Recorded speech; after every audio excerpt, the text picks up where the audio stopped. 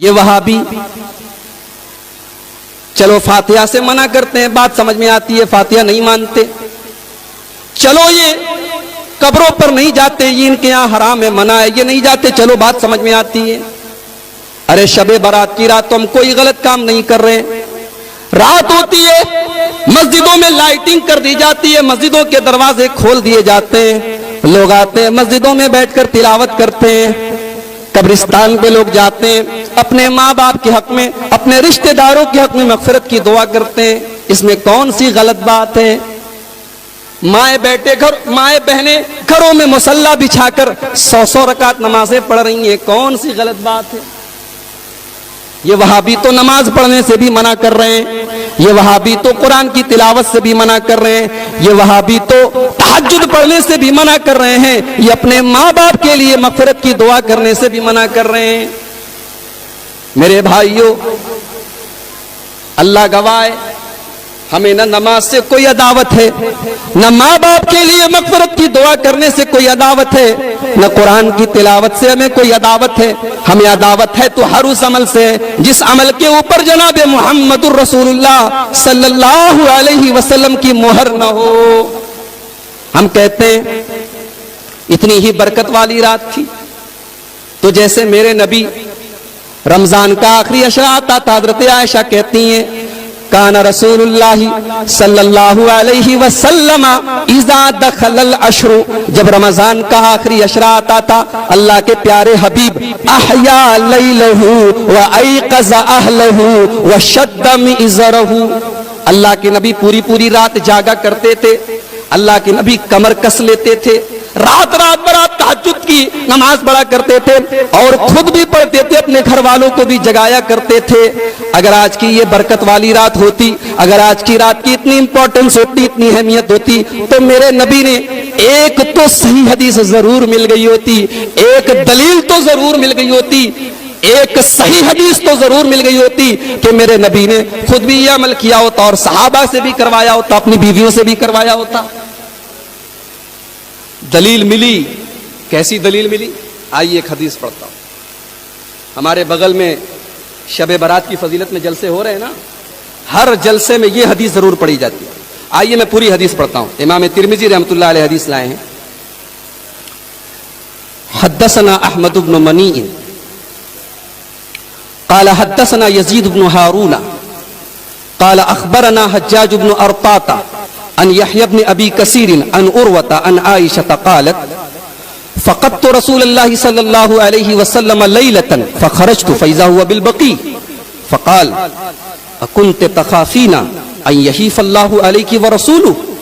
قلت يا رسول الله إني ظننت أنك أتيت بعض نسائك. فقال إن الله عز وجل ينزل ليلة النصف من شعبان فيغفر لأكثر من عدد شعر غنم كلب.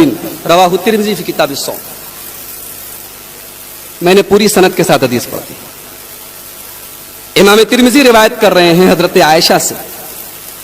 اما عائشہ کہتی ہیں ایک رات میں نے اپنے حبیب کو، اللہ کے پیارے رسول صلی اللہ علیہ وسلم کو بستر پر نہیں پایا تو میں نکل گئی، میں اللہ کے رسول کو تلاش کرنے کے لیے نکل گئی تو اللہ کے نبی مجھے کہاں ملے؟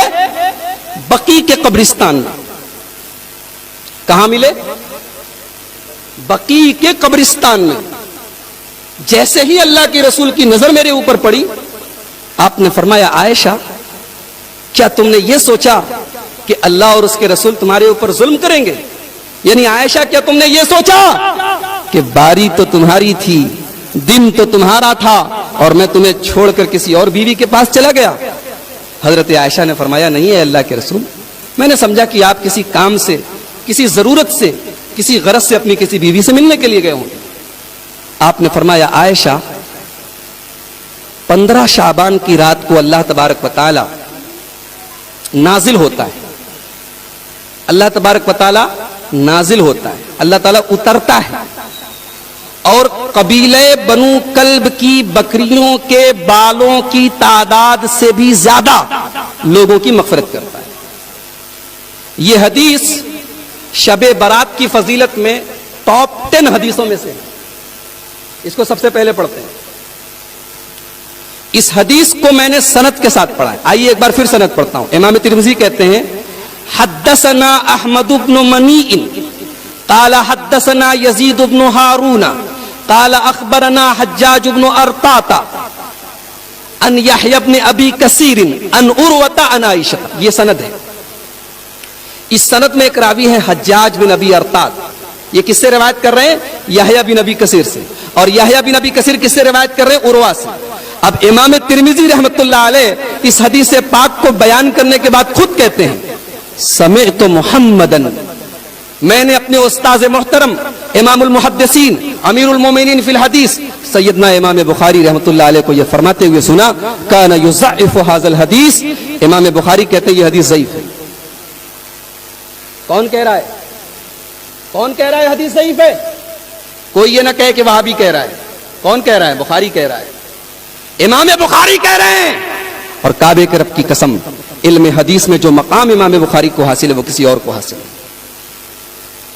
امام بخاری کسی راوی کے بارے میں کمنٹ کر دیتے ہیں فیہ نظر، اس راوی کی حدیث کو تھوڑا سوچ وچار کر لیا کرو. یہ نہیں کہتے کہ ریجیکٹ کر دو. امام بخاری اگر کسی راوی کے بارے میں صرف اتنا بول دیں فیہ نظر، اس راوی کی حدیث کو سوچ سمجھ کر لیا کرو، تو علماء کا اتفاق ہے، محدثین کا اتفاق ہے، فقہاء کا اتفاق ہے کہ وہ حدیث ریجیکٹیبل ہے، وہ حدیث مردود ہے، وہ حدیث قبول نہیں کی جائے گی، کیونکہ اس کے راوی کے بارے میں امام بخاری کا اتنا زبردست کمنٹ ہے. امام بخاری بول رہے ہیں یہ حدیث ضعیف ہے. اچھا یہ تو سند ہے. اچھا امام بخاری حدیث کو ضعیف بتاتے ہیں، وجہ کیا بتاتے ہیں؟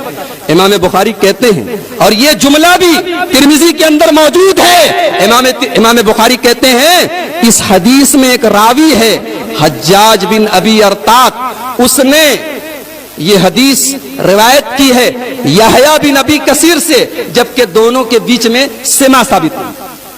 اب میں یعنی کہ عبدالغفار سلفی اگر میں کوئی حدیث بیان کروں اور میں کہوں کہ میں نے یہ حدیث مولانا حیات اللہ بنارسی سے سنی ہے یا مولانا ابو القاسم صاحب بنارسی سے سنی ہے، تو لوگ ہنسیں گے، بولیں گے ارے دیکھو یہ جھوٹ بول رہا ہے، یہ جھوٹ بول رہا ہے. مولانا ابو القاسم صاحب بنارسی کب پیدا ہوئی؟ 1900 کب انتقال ہوا؟ 1949 میں. یہ 1986 میں پیدا ہوا. یہ بول رہا میں نے حدیث سنا ہے. تو ایسی حدیث کو ریجیکٹ کر دیا جاتا ہے. ایسی حدیث منقطع مانی جاتی ہے جس میں دو راویوں کے بیچ میں ڈس کنیکشن ہو، ایک راوی دوسرے راوی سے روایت کر رہا ہے لیکن دونوں کے بیچ میں سما ثابت نہیں.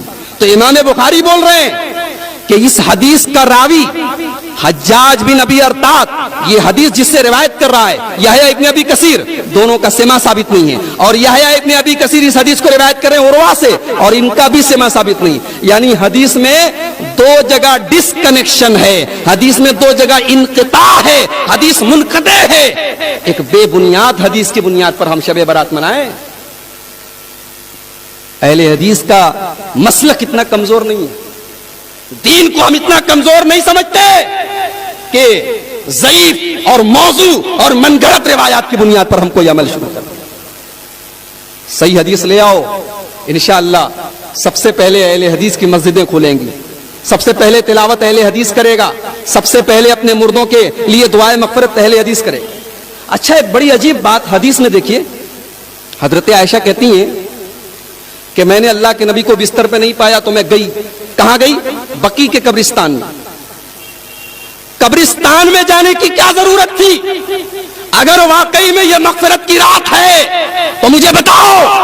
شب قدر کیا مغفرت کی رات نہیں ہے؟ شب قدر کے بارے میں تو میرا رب قرآن میں کہتا ہے انا انزلناہ فی لیلۃ القدر وما ادراک ما لیلۃ القدر لیلۃ القدر خیر من الف شہر تنزل الملائکۃ والروح فیہا باذن ربہم من کل امر سلام ہی حتی مطلع الفجر.